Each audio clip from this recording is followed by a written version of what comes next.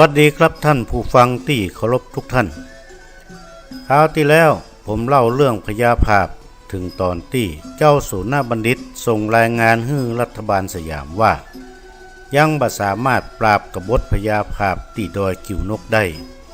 สงสัยว่าข้าราชการเจ้าเชียงใหม่คงให้การสนับสนุนโดยเฉพาะเจ้าอินทวโรรสอุปราชเมืองเชียงใหม่คงอยู่เบื้องหลังในเรื่องนี้ขอให้ส่งกำลังพร้อมอาวุธหนักเพื่อกวาดล้างหมู่ต่อต้านเจ้าสยามให้เสี่ยงซึ่งรัฐบาลสยามก็เตรียมกองกำลังพร้อมอาวุธหนักเพื่อสลายกองกำลังและอำนาจของเมืองเชียงใหม่ให้เสี่ยงตามนโยบายรวมประเทศเป็นหนึ่งเดียวเต้าอันคราวที่แล้วผมเล่ามาถึงตอนนี้วันนี้ก็เป็นโอกาสอันดีที่ผมจะได้เล่าถึงพญาภาพให้ท่านฟังต่อไป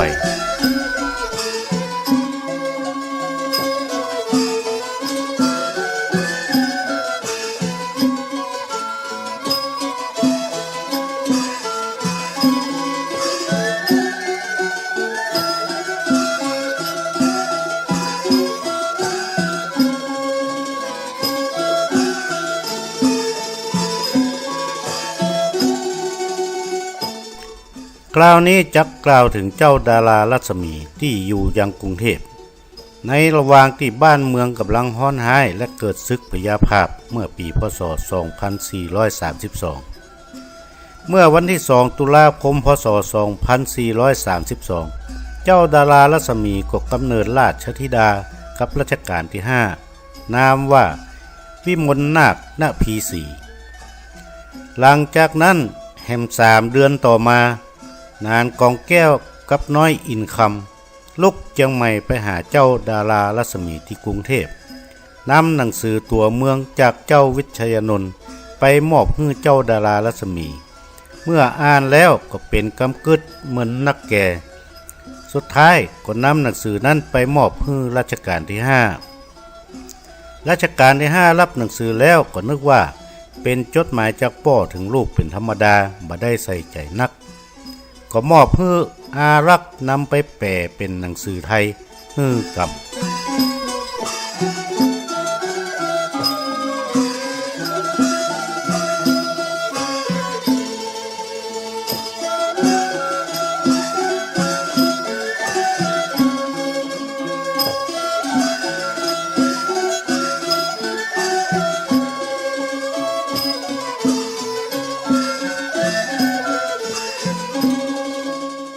ฝ่ายหมู่อารักษ์ของเจ้าสยามก็หาคนอ่านตัวเมืองได้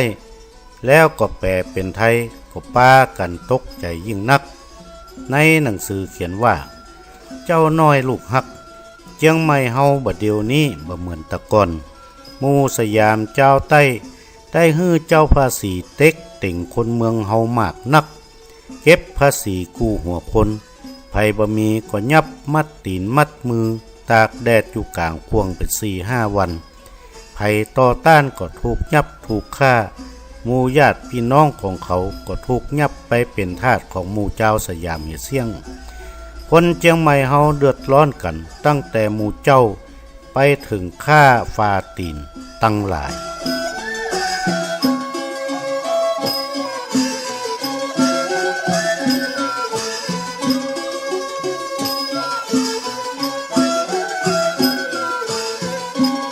เราขุนเท่าเจ้าพญาเจียงใหม่ของเฮาก็มาปรึกษากันว่าก้ายหมู่สยามเจ้าใต้เห็นแล้วจักขอเป็นคนอังกฤษ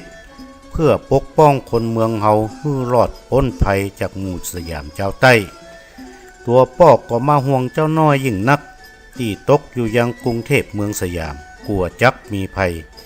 จึงขอให้เจ้าน้อยลักหนีปิกมาเจียงใหม่บ้านเฮาเตอะป้อฮื้อนานกองแก้วกับน้อยอินคำคนนำหนังสือมาส่งจักเป็นคนนำตางปาลักหนีขึ้นมาเจียงใหม่ว่าอัน เ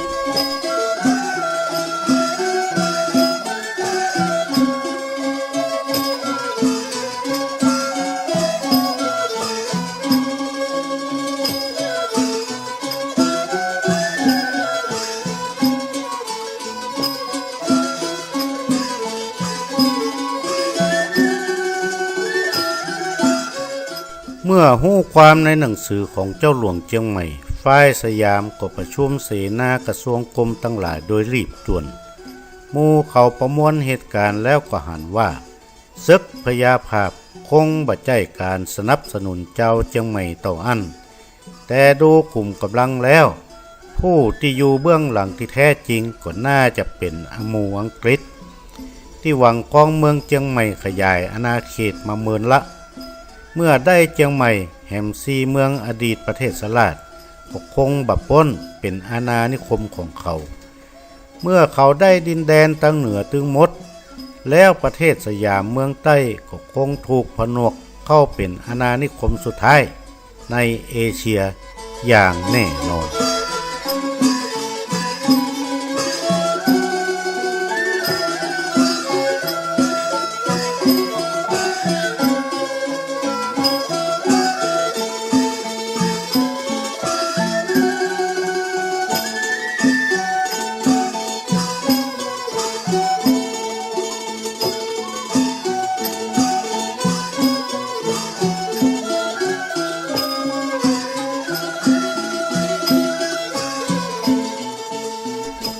เมื่อเหตุการณ์พันแปรจะการที่จะกวาดล้างกองกำลังของเจียงใหม่คงบักง่ายเห็นแล้วแม้แต่อินเดียพม่าเมืองฮ่อเมืองจีนก็พ่ายอังกฤษมาหมดแล้วมีทางเดียวต่ออันเพื่อความอยู่รอดของสยามก็คือ1ต้องเอื้อประโยชน์ให้อังกฤษจนพอใจ2ผ่อนปลนให้คนเจียงใหม่โดยเฉพาะหมู่เจ้า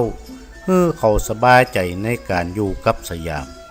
แล้วก็ลิดรอนอำนาจลงไปเรื่อยๆจนหมดในที่สุดทุกคนก็หันดีหันงามกับแผนการใหม่นี้แต่อันดับแรกต้องให้เจ้าดารารัศมีเขียนเป็นตัวเมืองส่งให้เจ้าวิชยานนท์เป็นการด่วนก่อนว่าอัน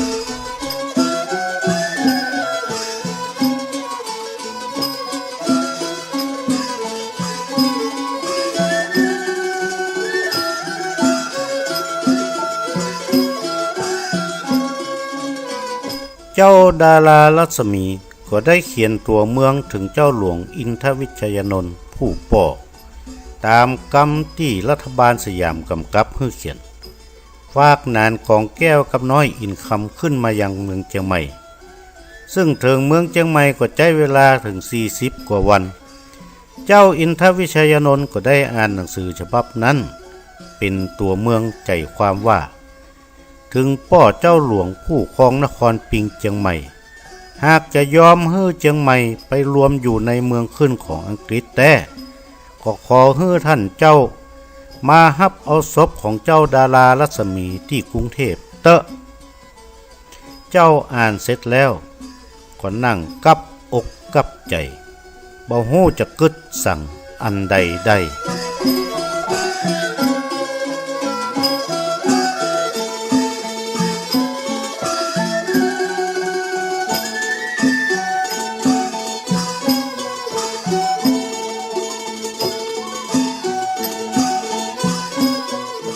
ฝ่ายรัฐบาลสยามก็ตั้งคณะกรรมการไต่สวนชำระความขึ้นมาชุดหนึ่ง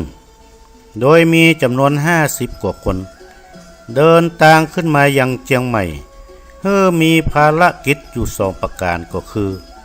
1. เข้าเจรจากับกงสุลอังกฤษที่เชียงใหม่ 2. สอบสวนความเดือดร้อนของชาวเชียงใหม่ว่าอัน